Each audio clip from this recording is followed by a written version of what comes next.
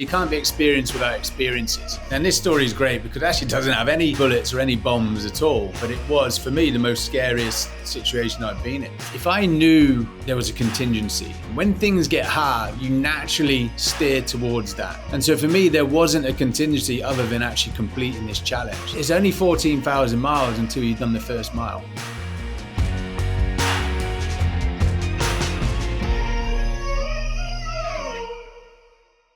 Do you ever wonder what it takes to achieve great feats in life? The kind of mindset that propels individuals to conquer seemingly insurmountable challenges and emerge victorious?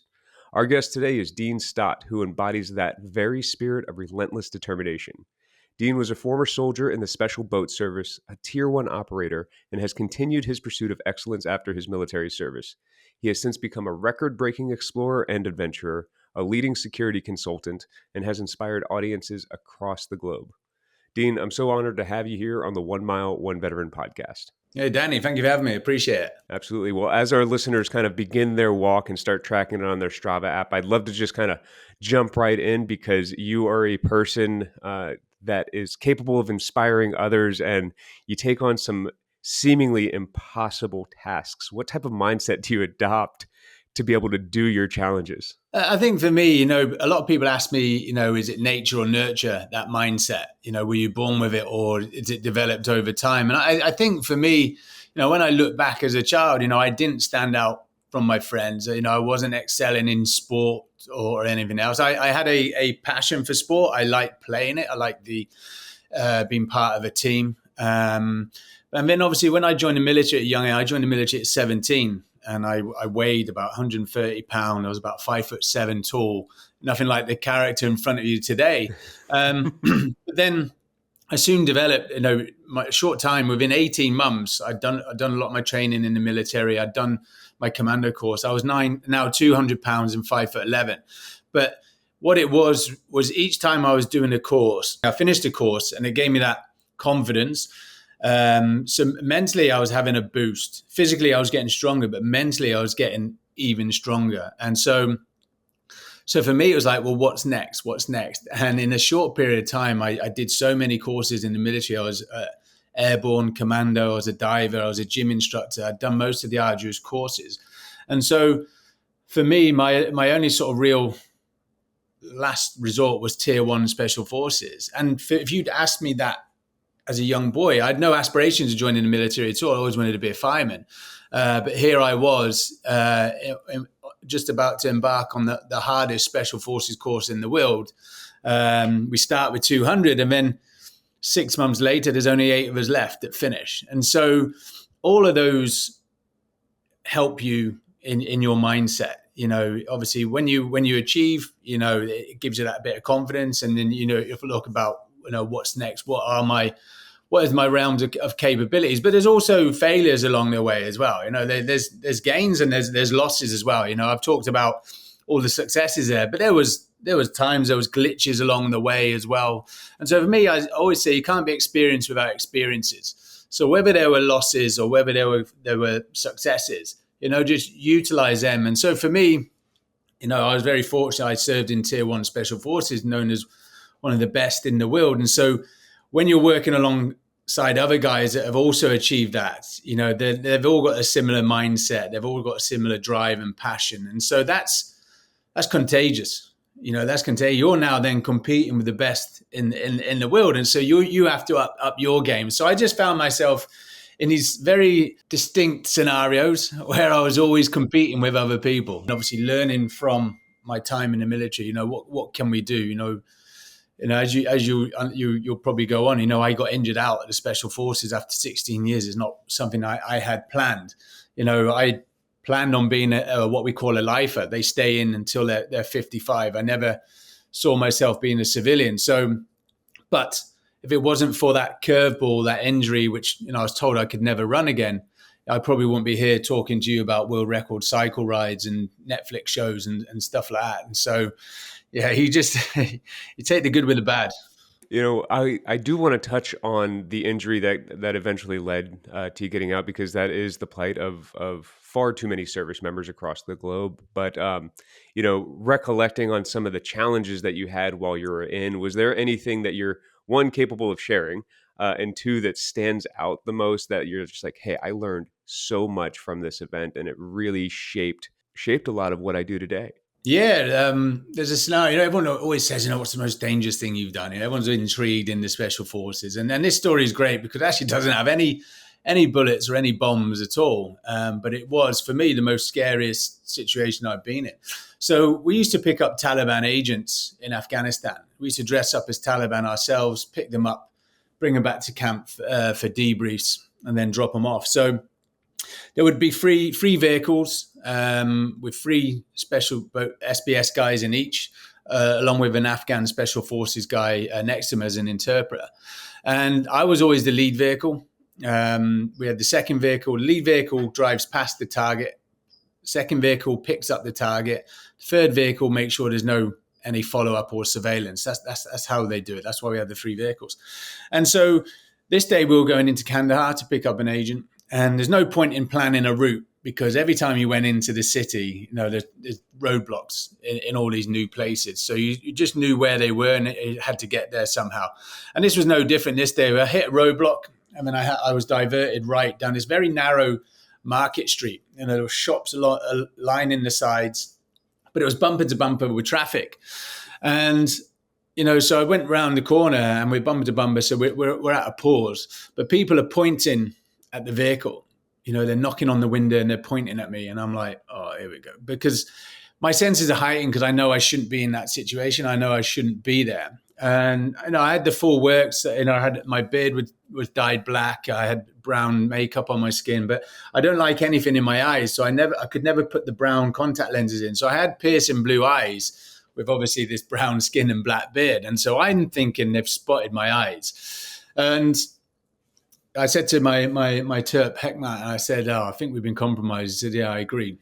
And so over the net, you've got internal comms within the vehicle, so they can hear you back in HQ. So they hear, compromise on the net and everything goes quiet.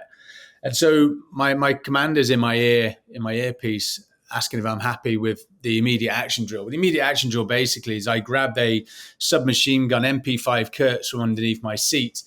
I empty the magazine of 30 rounds into the windscreen to give myself that bit of time and space. I grab the weapon, which is wrapped in a little rag at the door. I run to the back of the vehicle, and there's like an RPG, we call it a LAW, light anti-tank weapon, and you blow up the vehicle, and then you start your escape and evade back to camp. So all this is going through my head, and then also having visions of me being on CNN in an orange boiler suit. There's all these things playing in your mind. And so, he said, right, it's up to you, on you. While these questions are going on all this time, the traffic's slowly moving forward and it's gently moving forward, because you don't want to bring any additional attention to yourself, of any sort of panic or look like you're flustering. And so you just almost have to act normal whilst this is all going on in your mind. And so as I go to grab the weapon, I remember getting hold of the pistol grip and just gently lifting off the floor. And then by this time, the second vehicle has now just come around the corner and can see the situation. And my friend shouts, stop, stop, stop. So immediately I just drop the weapon on the floor and put my hand back on the steering wheel. And he said, oh, your turban is caught in the door. And so for me, I totally misread this situation, thinking that everyone was bad, and actually it wasn't. It really highlighted to me, how nice people were and are caught up in these situations. And that my lesson learned for that is, people will see what they see. People run into situations and make a snap decision. This is what's happening. When I always say, have a pause, just pause. It doesn't have to be too long, 3 or 4 seconds. And just read the information or what you're seeing before you jump in. and where I've learned from that is now that when I work in the private security sector, and I've done some very, very high risk operations and evacuations, and none of them would be possible without the help of the local community. For me, that's really sort of sunk into me, is like use those. Those people, it's their country. They know it better than you do. And they're not all bad, regardless what the media monster says. You're not even joking about that. This past year or two, my wife and I have been traveling around the world, and I did really, really well the second month that we were on the road. We were living in Greece, Athens, for a month, and I was getting my mindset right because that first initial month of travel was really difficult for me. And as I was gaining some confidence in my ability to do this again, we decided to take an impromptu visit to Egypt because, like my time in Iraq and Afghanistan, I knew the people were amazing. The people that lived there, the people that we sat down and had chai with, and supported and brought supplies to, like they really, really cared about their community. And so I was like, all right, well, my wife has never been to this part of the world, so like let's go and experience it. And while I was there, I was as zen as possible, and we got to experience the hospitality of the people in that community. And we sat there and we listened to the stories that they told. They knew a little bit of my background. I mean, it's kind of hard to hide a haircut and a look like mine.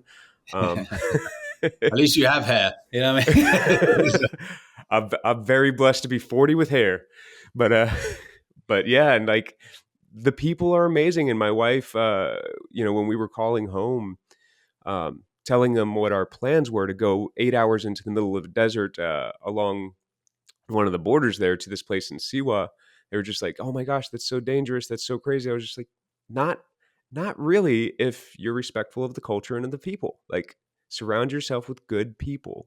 Do your vetting, do your research before you go to these places." I know that's a lot of what you teach on is do your research before you go to a place. Understand the culture. Yeah, I understand the cultures. No, I do a lot of travel security awareness for either family offices, individuals, or big corporations. And I'd say the number one thing that catches everyone out or gets people in trouble is not being culturally aware or being naive to those cultures. I see it a lot of times. Yeah. I mean, here in the States, I'm sure you've experienced like there's different communities that you go into that you just have to be aware of what it is, and it makes that place a lot safer. Like there's always going to be inherent danger in things we do. And speaking of danger, like your first career choice of being a firefighter isn't necessarily a safe one either. So what brought you to the military side? Yeah, so my father was in the military, my grandparents in the military. When I was born, my father was still serving, so every 3 years we would move with him um, from posting to posting, and we ended up living in Aldershot, which is the home of the British Army. So all the airborne units were there. So I say it's not common to see people falling out the sky. Actually, the Red Devils free fall team, which is the Army. Free fall display team used to take off from our school field. So I'm very much immersed in that environment. But it was never forced upon me to continue. I never really had any aspirations of being in the military. Like I say, I always wanted to be a fireman. Went through school. We finished school at 16. And then it's a bit different from the US. You have college, which is like our university. So our school finishes at 16, and then you do sixth grade college for a couple of years, which is your A levels, and then you go on to university. That's how it worked. And so I'd finished school and I got my grades, and I was going on to college. And you couldn't be a fireman until you were 18. And so my father was very strict. He was a sergeant major in the military, so he would make sure I did all my homework before I went out and played any sport or played with my pals. And so when I went to college, it was like there was 3 periods here and 3 periods there. It wasn't as strict. And so I'd been surfing since a young boy. My father used to take us down to the southwest coast of UK every summer holidays, and we would surf. So I always had this passion for surfing, and obviously a love for the water. And so me and my pals from college went down to Newquay for 2 weeks for a lads holiday at 16 and a half or 17, sorry. And I was the only one that was surfing, so I ended up surfing all the time. And I met a guy called Jan. He was a Norwegian who was surfing. And he had a silver service waitering job. So he would surf in the morning, serve breakfast in the hotel, surf in the morning, surf all day, come out of the water, then serve evening meal, and then that was his life. So this was long before the mobile phone. This is like 1994, and so my father came back to pick us up 2 weeks later, and my friends were there, but I wasn't. I ended up working with Jan in the hotel doing silver service waitering. So my father came back 6 months later looking for me and found me working in a surf shop. And, he was very quick to highlight that I'd wasted my education. What was I going to do? Because at that time, there was a recession in '93 for one fireman job in the area where I was. It was 2,000 applications for one job. And so I knew that I wouldn't get in at the young age of 18. I need to get some experience. So I said to my father, well, I'll join the military, do about 3 or 5 years, get experience, and it helps on my resume towards the fire brigade. Because it tends to be a natural progression for people from the military. When they leave, they go on to the fire service. And so I that's what I did. And my father told me that I would last 2 minutes. It wasn't the response I was expecting. And so, yeah, I told my father I would go. He said, "You last 2 minutes." Now I'm like, was it reverse psychology? I don't know. And so that following Monday morning, I walked into the careers office, and that was the start of my military career. No, that's absolutely hilarious that you decided to work at a surf shop and serve people during that time. And yeah, the progression from military into further civil service is very much a route that people take. I think for myself, I was just fulfilling a promise. Like, yeah, military family that I came from, but I really didn't have many plans until I was in the service and deploying to Iraq and Afghanistan. And at that point, I decided I wanted a 30-year career. But like a lot of us, once we start making plans, God has His own games that He decides to play with us. And I know something similar happened to you during an accident that eventually led you to having to exit the service. Would you mind talking about that a little bit? Of course, yeah, yeah. We were, for me, I joined at the height of war on terror. It was the busiest time in UK and probably US Special Forces history. So, I was now in a tier one unit, loving everything. I felt comfortable. I was working alongside like-minded individuals, had the same drive, same passion. For me, life was good. But as you said, God sometimes has other plans for you. And we were just about to deploy in another Afghan tour, about 2 weeks out from the tour start date. And we're in Oman in the Middle East doing our pre-deployment training. And we have selection twice a year. And so we sometimes get some new guys come to the squadrons. And so we had some new guys, and so they had to get HALO training, which is high altitude, high opening training. So unlike HALO, which is skydiving, where you're free from the lines, HALO, you're still attached to the aircraft. You exit at 15,000 feet. It's a static line. The parachute opens. I mean, you travel up to 50 kilometers or 30 minutes in the air to the target area. So basically fly into the target area. So this was a method insertion we were doing. We'd done it before in Afghanistan, and we just had to get the new guys through this training. And so I think it was about the third jump of the day, and I exited the aircraft and did my compulsory count. I mean, normally I should be actually now looking forward, look up, check a canopy, look forward and see my team. But my position on my head was slightly different. I was looking up, my leg was caught in the line above my head. And so I was trying to clear my leg in time before the parachute fully opened. I couldn't clear it in time. My leg got pulled over my head and to the right. Thankfully, my heel did clear from the line. But yeah, straight away the pain, I knew there was something wrong. The pain I'd never experienced before in my life. I was vomiting because of the pain. Because the air is so thin at 15,000 feet, it's your limits of oxygen. So anything higher than 15,000 feet, you have to go on O2. So that's why we exit at 15,000 feet, because you don't need the oxygen. And so the air was so thin, I was drifting in and out of consciousness while I was vomiting through the air. And when I was coming to, I could see the rest of the stick. So I could see my team. I had a canopy. There was nothing I could do. There's no point in coming on the radio and telling them I've got a sore leg, because they would just say, well, we'll sort it out when we get on the ground. And so I flew this parachute, and my first concern was, it needs to be a good landing. Otherwise, you've only got one leg. And I did. It was a great landing. Landed one-legged, but the damage sustained, ended my career. I tore my ACL, my MCL, my lateral meniscus in my knee, my hamstring, my calf, and my quadricep as well. So all the supporting muscles. So for me, and also to add salt to the wound, it was the same time as the Icelandic volcano. So all the most aircrafts were grounded. And so I had to wait in Oman for about 4 or 5 weeks before they could get an Aeromed flight for me. So for me, it was very hard seeing my friends go off on tour and then me heading in another direction. when you're talking about seeing your friends, your units deploy off. It's such a relatable experience to be in, especially for those that get medically injured, whether psychologically or physically, like yourself.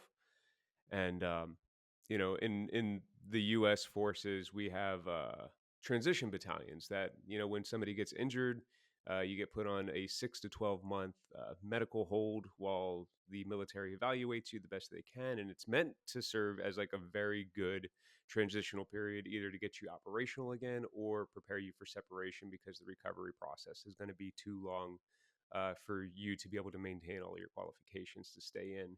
And a lot of people, myself included, looked at this as a place where broken people go. And like it's a real drag to the morale. Um, but the purpose of it is meant to be really, really uplifting. What was your transition like from injury to exit? So my transition from injury to exit wasn't that great. It took me. There was a spiral of errors as well. When I got back, they lost my. No, I got sent home for 6 weeks, and then when really you should be. That's when you should be working on recovery straight away, and you need to start be building up. But the issue is you can have ACL tears, MCL tears, lateral meniscus tears if you have the muscle mass to protect them, but all those muscles are torn as well. And so I was sent home on 6 weeks, came back down to the hospital. They lost my MRI scans. It was then a whole spiral of errors. Then it was getting worse, and so I knew that I was transitioning out. So I was looking, what can I do to get out? I had no aspirations of leaving at the time. I wanted to be in the military, and it was like, no, now you need to have another career. And without sounding like Liam Neeson, people with our particular skill sets, go on to the security industry. But what is your role? What is your purpose within society? When you're in, you know what you're doing for the next 2 years. Literally, week by week is scheduled for you to what do I do now? Thankfully for me, my wife is very entrepreneurial. I'd not long met my wife, about a year before. She was a bank manager at the time. So I joked that the military is like your mother and your father. They clothe you, they feed you, they pay you on time.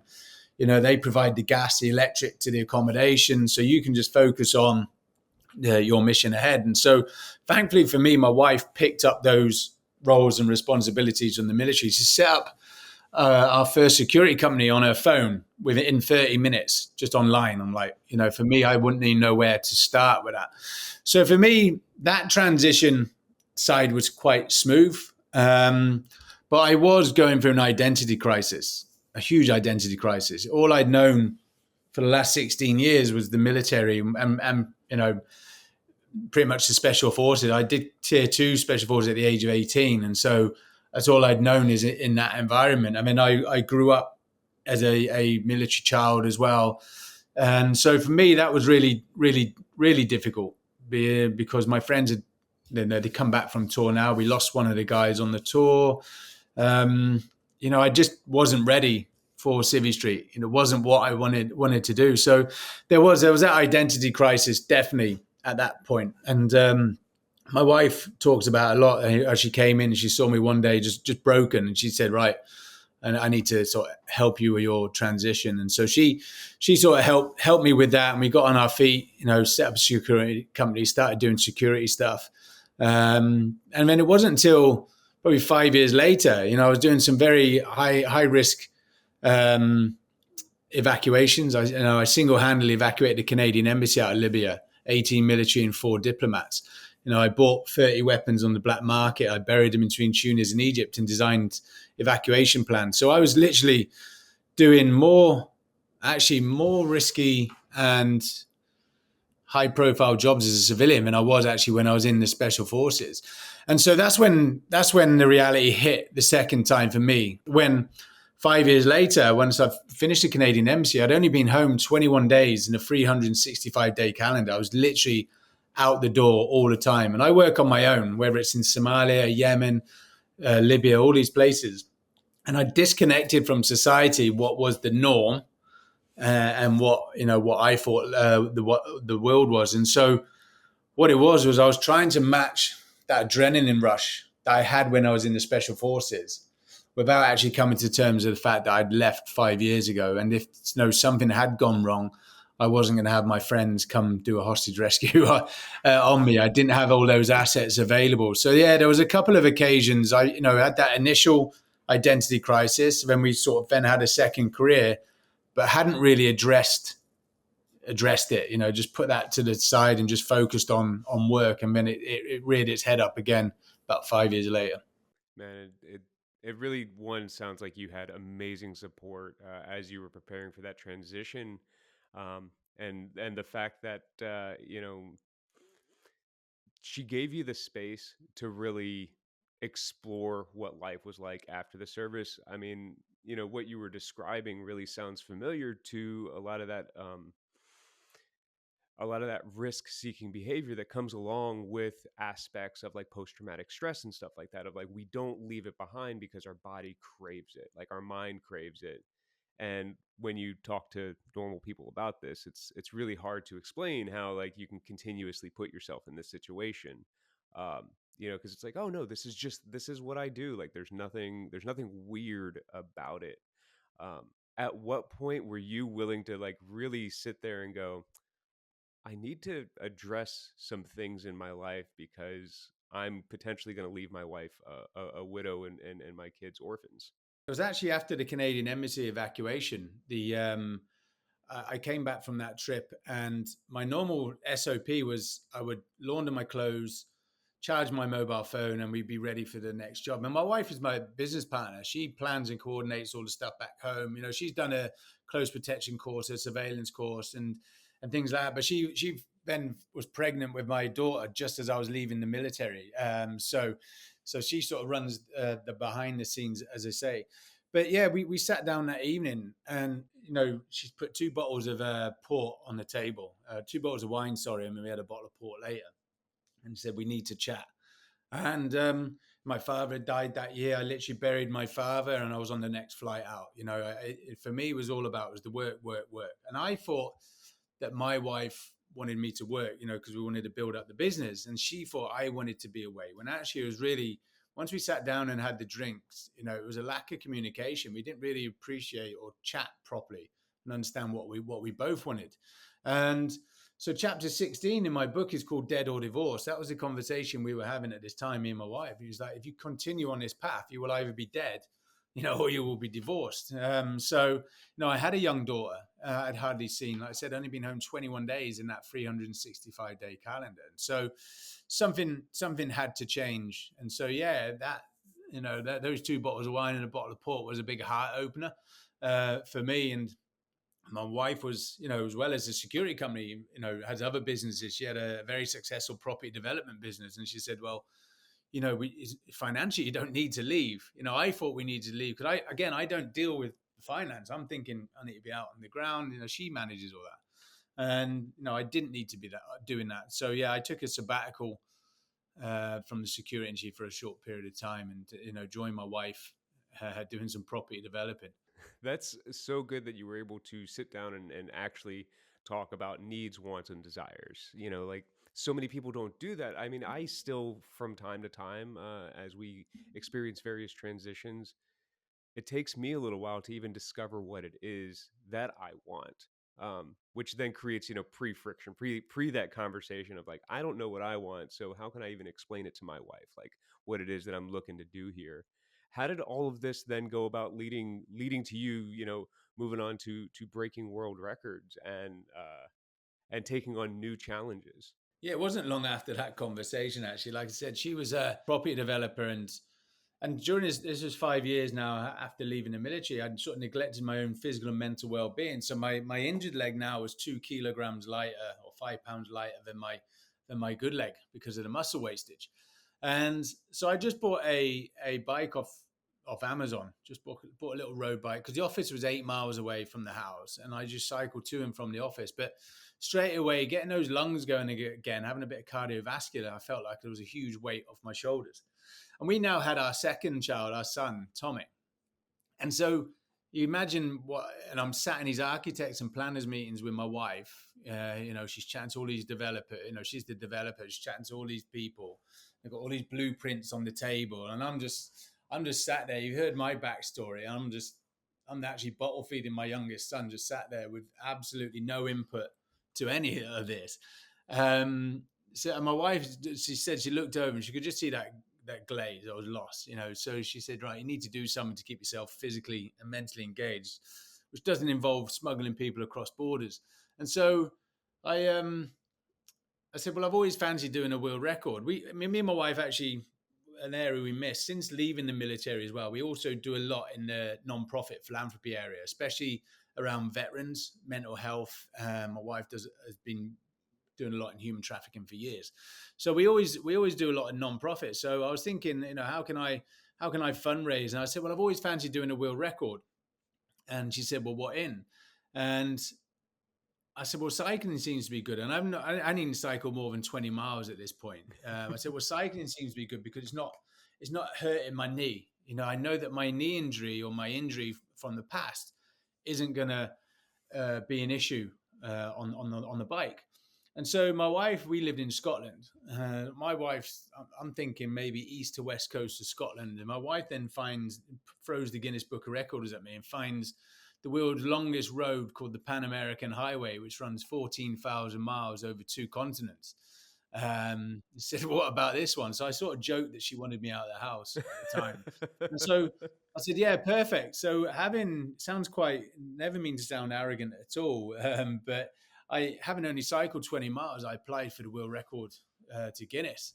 And they came back 6 weeks later, said, yes, you've been successful on your application. It's almost like a pitch, though. You can't just apply and it's guaranteed. You have to have a pitch with it. So, sort of had a little of a pitch story, and they came back. So that's how we then decided we were doing the bike ride. And it wasn't. I was 40 years old at this point by the time when Guinness came back.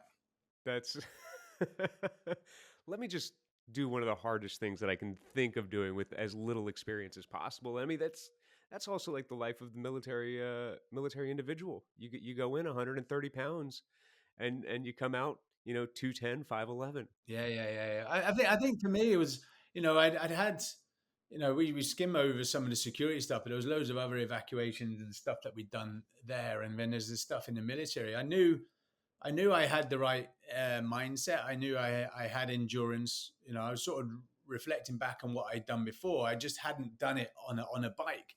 And so it's almost like, can I take all those lessons I've learned, from those courses I was in the military, from those experiences in the private security, and drop it on there? So I just literally took a military set of orders. I placed it on this and just crossed out ammunition.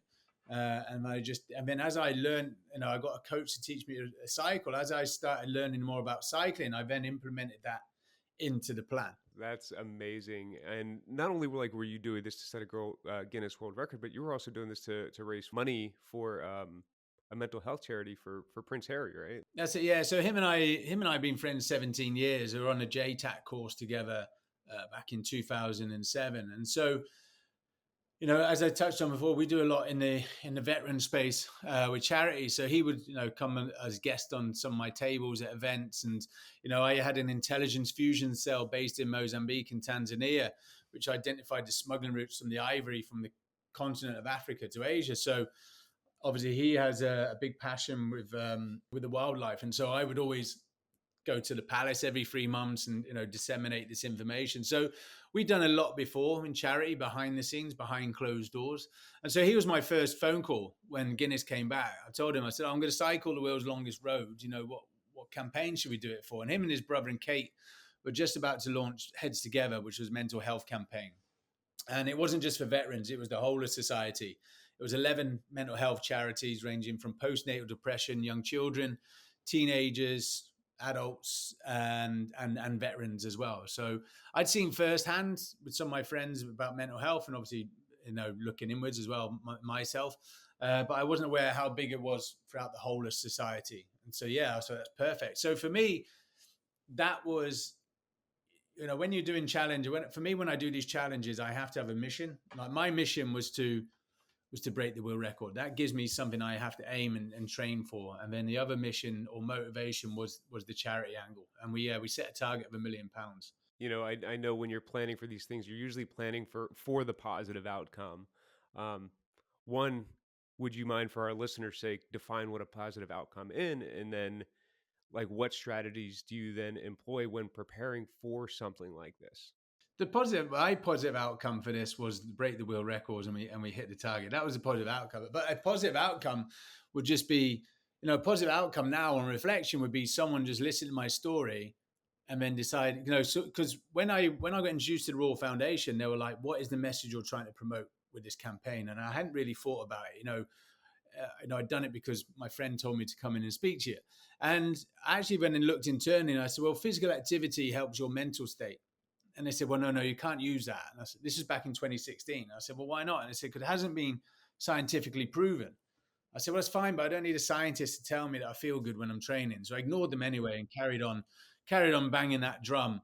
And then obviously now, 8 years on, it's very much recognized as a coping mechanism for mental health.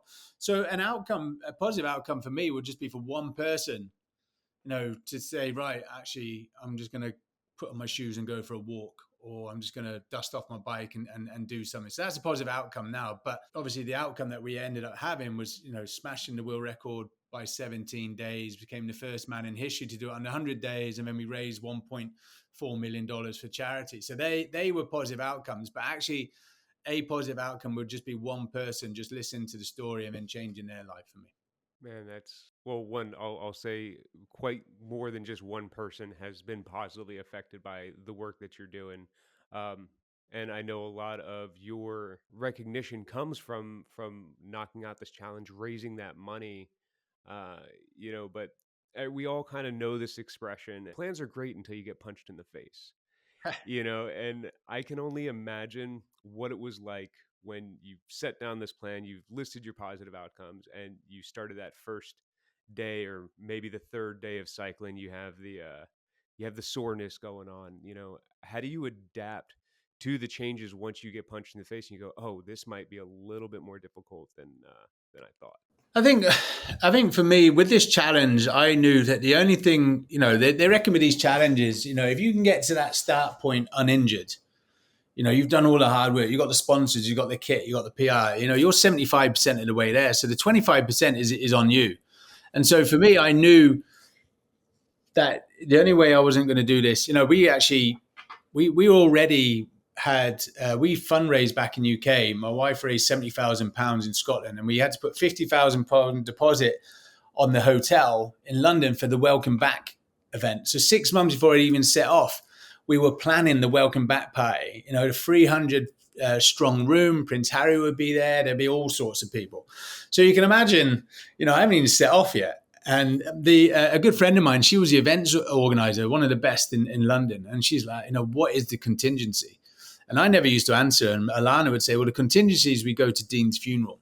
And only afterwards, when I came back, I said to her, I said, look, I never answered your question, Amanda. And the reason I didn't answer it is because if I knew there was a contingency, when things get hard, when things get difficult, you naturally steer towards that. And so for me, there wasn't a contingency other than actually completing this challenge. And that was it. And so she said, oh, yeah, I didn't really think of it about that. But for me, going back to your question, I put myself, so what I did, it was 117 days was the world record. When I was planning it, there was things that were out of my control, natural disasters, coups. There was actually a coup in Nicaragua 4 weeks after I passed through. So I just missed that by 4 weeks. There's things that you can't control. And so in the military, we have a thing called fudge. When you're planning something, you give yourself a little bit of fudge. It's almost like a little bit of extra leeway. So if something happens, it eats into that and not into the actual, into your time. So I was aiming for 110 days on my challenge, not 117. So I had that week's fudge. But as you touched on day 3, I think I had a sharp pain in my good knee and we were taping it up. And then, so in your head, on a 100+ day challenge and already you're in pain on your good knee. But actually, the winds were so strong in Argentina, we sent a video back to Team Sky at the time, who's the biggest professional cycling team in the world, to their analysts. And the winds were so strong, I was cycling at a 45-degree angle into the wind to keep the bike straight. And so it was the torsion in the knee that was giving me the pain. But once the wind subsided a week later, the pain had gone as well. So for me, I made sure I had targets for each day. I hit those targets for that day. Because I see other people doing challenges and they're like, well, I'm 10 miles behind today, but what I'll do is I'll catch that up tomorrow. But you don't know what's going to happen the next day. You could have a great day, or you could have a horrendous day, and then now be 30 miles behind. But it also plays with your mind and your headspace. And so for me, I made sure I hit my targets and I was on my targets. So when I go to bed at night, I'm where I'm supposed to be, and there's no doubt. There's no doubt creeping in. So by the end of the first week, I was 39 miles behind target because the winds were so strong. But I was still a week ahead of the world record. And then from then on, it was all gains. I was never behind target. So there was never any doubt that creeped in for me. There were other curveballs. There was crashes. There was food poisoning, and and there was changes to the plan. With situation changes. I took 10 days off the South America world record, which was great. I got to North America on day 70, and I was now 14 days ahead of the world record. But I spoke to the previous record holders, and they all started in Alaska and finished in Argentina. But all their issues were in South and Central America, a bit bureaucracy, spares for the bikes, languages. So one of the things I was proud of doing, I turned it on its head. I said, well, I'll deal with those issues first, get them out of the way. And then once we get into North America, it should be plain sailing. So that's what happened. I got into North America. I was 14 days ahead. I was like, perfect. And, we can ease off the gas. And then my wife, Alana, who's the campaign director, runs everything, keeps distractions away from me, rang me 5 times. And so I was like, I thought there was something wrong with our kids. And so I jumped off the bike. I rang her and she said, what do you wear to a royal wedding? I said, what do you mean? What do you mean? She goes, oh, we've been invited to Harry and Meghan's wedding. I said, oh, that's nice. And she said, no, you don't understand. For you to get back in time for this wedding, the last day you can get into Alaska is day 102. So going into the phone call, I was 14 days ahead of the world record. 10 minutes later, I'm now a day behind. So you can imagine that as well. Oh my gosh. Now Leanne's like wanting to hear all about the wedding and everything like that. Yeah, cool. But we're gonna continue on. Because like hearing this story from the man himself, like this is such an honor to be talking to you, to be hearing, your firsthand account of what you went through. And I know there's a lot of lessons that you went through during this 3.5 month period, right? Like there's a lot of things probably going on in your mind when you just have hours to crush on a bicycle. And life applications. And so for our listeners that may not be attempting, some sort of endurance challenge, for me, for a long time, the challenge was getting out of bed on depressed days, so are there any lessons that you can take for people, just trying to work through their day to day that they can take from this story? Yeah, I think for this is the iceberg scenarios. Just chip away. Don't look. Whether it's for if I looked at 14,000 miles, it'd just consume me. I wouldn't even get on the flight. It just seems so far out of reach for me. And it's a bit like what I took from that is my lessons learned from the military. When I was on Special Forces selection, on day one, I'm not thinking about 6 months later. Getting my beret and my new beret and belt. I'm thinking about, what do I need to do today? What do I need to do in the next 2 hours? And so that's what I did with this challenge. I didn't look at. I broke it into countries. I broke it into days. I broke the days into 4 stages as well each day. And so for me, it was almost like doing four training rides a day. That's how I tricked my mind. So it was. I'd get up in the morning, have a big breakfast. I cycle as fast as I could for 2 hours, and that would give me the average speed for the day. I'd then get off my bike. I was quite disciplined in my timings. It was 30 minutes from getting off the bike, having some food and water, and then I was back on the bike. I wasn't having a selfie with a llama. I wasn't chatting to a documentary team and things like that. I mean, I would just look at the next 2 hours. I wouldn't look at what's happening tomorrow, what's happening next week in whatever country. And so for me, it was just about just chipping away, just slowly chipping away, because each mile, I always said it's only 14,000 miles until you've done the first mile. That's how I said to my wife. It's only 14,000 miles till I've done the first mile. That's it. And I would just slowly chip away. And before you know it, you've done a day, you've done a week, you've done a country, you've got a world record. I mean, and then you're slowly, physically and mentally getting stronger as well. I was a different cyclist from the day that I started to the day that I finished. I was 200 pounds when I started. I made sure I kept that weight on. Again, lessons learned from my time in the special forces. You don't start a 6 month course 100% fit because you'll burn out week 2, week 3. You start 75, 80% fit, carrying a bit of excessive weight, and then you use that to your advantage. So there was a lot of takeaways from my time in the special forces in the military that I did on the bike. That's amazing.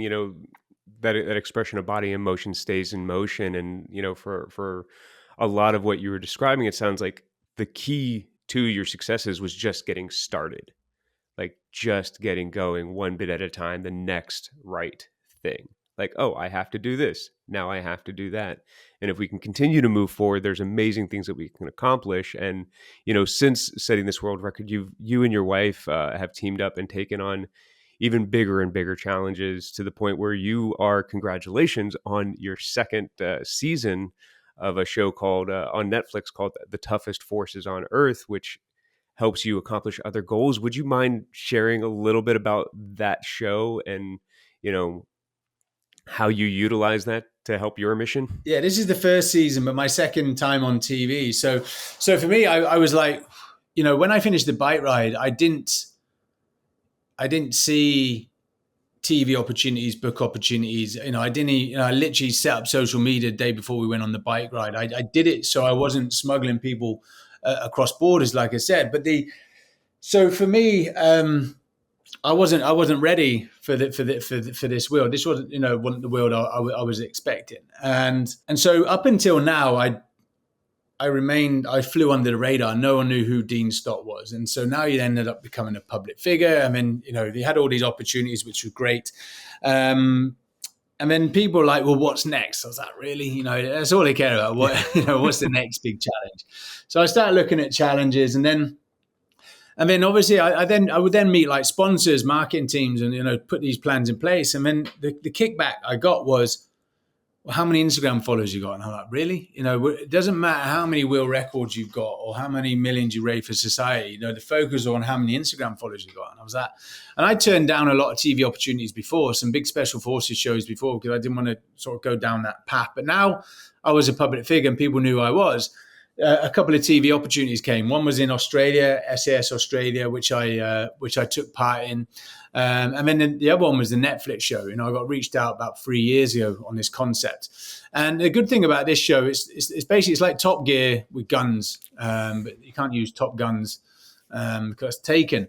But it's free co-hosts, and we go around the world and showcase what's unique about the special forces. So it's not a reality show. It's in my wheelhouse. It's not a gardening or baking show, as I say. It's something I know.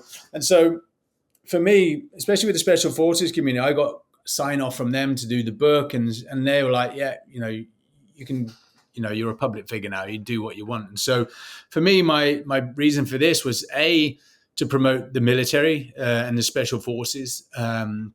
Always helps with recruiting, and also people only see what they see on Hollywood. I call it the biceps, the bullets, and the bombs. There's so much that we do in the military that's overlooked, and so many other skill sets you can get. So for me, it was really showcasing that, but then also selfishly that if there's more eyes on you, then when you are doing challenges and you are fundraising, then it brings more people to you. I think I probably had about 130 followers by the time I finished that bike ride, but we still raised, $1.4 million. So, what can we do if you have more numbers as well, and raise that awareness? So, yeah, so with that launched on the 22nd of May, Netflix Global, 8 episodes. We've had, it's been number 5 in the US, UK, and a few around the world. I think they had 10 million views in the first week. So yeah, it's a good, huge success. It's a great success. It's a great show. It's a lot of fun. I got to learn a lot more. After being out of the service since 2013. There's just never being a part of special operations, just being a part of ground units. we don't get to see half the gear and half the stuff that you guys get to do. You have a behind the scenes podcast for the show, which is also a lot of fun because you get a little bit more in depth about it, about the gear. The one that I was listening to was cold weather training, or cold weather operations with a foreign military, which was just really really intriguing because for anybody that's ever did high altitude or cold weather training, like there's just so much more that goes into it. And with all these different projects, the security business, which is still doing phenomenally well for you, the public speaking that you do, like how do you care for your own personal and like mental well-being through all of this with your family?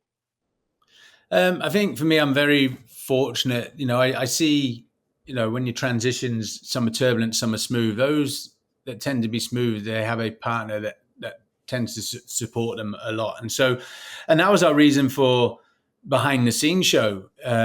We did a season before is because everyone sees Dean, everyone sees the person who's doing this, but none of it's possible without the team around you. And so for me, when I came out, had that identity crisis. I was trying to find a team that was similar to that I worked. It's like a tribal thing. You come out of a tribe, you can't get back in, and then what other tribe can I join? And I made a few errors thinking, oh, this is the new tribe, going into partnership with other security providers and not realizing they're not the same as you. And actually realizing that, the best teammate was actually my wife. She's very driven, very entrepreneurial. She's the one who comes up with all these ideas, and me ends up following through with it. So we quickly identified our strengths and weaknesses. Because I don't deal with contracts, I don't deal with any of that. Still, my wife deals with that, and I do the physical activities, or I'm the front facing one who's very extrovert, and she's an introvert, and so for us, we've it's been 15 years we've been together. We haven't always got it right. It's been up and down. As I touched on that conversation after the Canadian embassy, but we're now at a point where it has to be signed off by the family. As in the kids now. We have 3 kids as well, and so it's easier when you're in the military to go deploy because you have to. It's your job. But when you're deciding that you're going to cycle for 3.5 months and leave the family or do evacuations. More recently, we pulled over 1,000 out of Afghan. I pulled over 200 out of Israel within 36 hours of the Hamas incident. So still very much doing them, but it has to be signed off by the family. So for me, that helps my mental state when I'm away or doing these things, because I know that I've been given the blessing from the family. I haven't just selfishly gone and done this myself. It's actually my wife was the one who booked the ticket to Israel the next morning. She actually told me, so that helps. That helps me. And if there's times that I am a bit grumpy, then my wife's like, you need to go do a workout. So I sort of know. I'm aware of some of those triggers now, which I wasn't aware of before, and then I know how to sort of cope, what the coping mechanisms are for them as well. And another area we've just been introduced to as well. My wife she has a book called How to Ask for Money, so she helps nonprofits raise money, and we're now helping the veterans here in the US in the plant medicine space. So I now sit on the board of Heroic Hearts. My wife fundraises for them. So for me in the mental health space, I talk about physical activity. I'm looking at other alternative options, and sort of really doing that, but just keeping busy. I think for me, my wife knows I need to keep busy. That's the thing. If I sit down or stop, then that's when you start overthinking things. No, that's 100% relatable. Dean, as our conversation wraps up, we're well aware, and you got exposed to it early on with mental health. It's a worldwide issue amongst so many community members. And one of the things I love about the veteran community specifically, and thank you for the work that you do in this space, is that we are already a pre-networked group of individuals that have so many resources available to us, so many nonprofits available to us, just because we became willing. And it's alarming the amount of veterans that don't know about these services or don't utilize services that are available to them, that they end up dying by suicide at an alarming rate. And One of the things that our podcast really strives to do is let people know that there are things out there, then that there is hope available for them. And so if you're to speak to a first responder, a veteran, or just somebody comes to you in mental anguish, what's a message of hope that you would give to them? I think for me is speak to someone first. Don't you'll be surprised how many other people are feeling exactly the same thing. You're not unique. This I have no doubt that everyone goes through some sort of mental health issues or transition or identity crisis, without a doubt. So speak to someone, and I mean, for me, there is a light at the end of the tunnel. For me, if you asked me when I got my injury, I thought that was me done. I thought I was now going to sit at a desk and wither away. But there is a light at the end of the tunnel, and but the biggest one for me is it's communicate. Because if people don't know that you need help, that's the hardest thing. It's always after the fact. It's always too late that people are like, "Oh, I wish I'd known, or wish he'd told me, or wish she'd told me," and things like that. But yeah, like you said, there are plenty. Since doing my bike ride, even going back now to the UK military, some of the camps, it's there now. There's in the urinals, there's posters there. Who do you need to speak to about mental health? We never had any of that. It was almost a taboo when we were in, and hopefully that taboo is sort of disseminated. But for me, it's just literally that first conversation is the hardest. Once it's done, that conversation me and my wife had, dead or divorced, that was the conversation. But it then changed the whole direction of what we did from then on. Yeah, it's so important to have these in the conversations, and I currently work very closely with military now, and a lot of their internal documents talk about, hey, how do we get more people active in their own mental health so that we can keep them strong, keep them here, and keep them fighting. And so, thank you for again the work that you're doing, the the awareness that you bring, the money that you raise for these organizations. And I'd like to know before we say goodbye, where can people find you, connect with you? I mean, is there an Instagram account now? And Yeah, there is. you know, It's still a taboo to me, social media, but I'm slowly getting there. Yeah, yeah. But yeah, my Instagram account is Dean Stott, and you also have a website, deanstott.com. So on there, you'll see a lot what we're doing and what we have also in the pipeline coming up, because we're not slowing down. and I truly appreciate your time here, Dean. Thank you so much for joining me here on the 1 Mile, One Veteran podcast.